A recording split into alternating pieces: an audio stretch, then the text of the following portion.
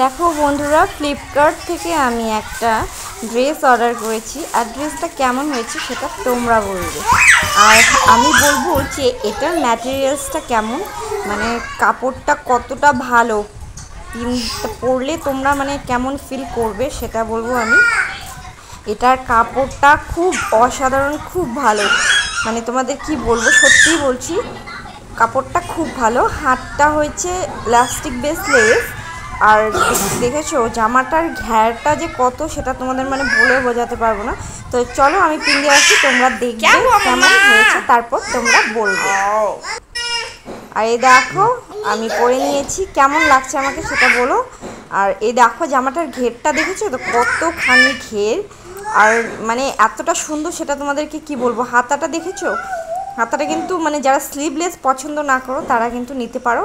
হাতাটা খুব মানে কমফোর্টেবল।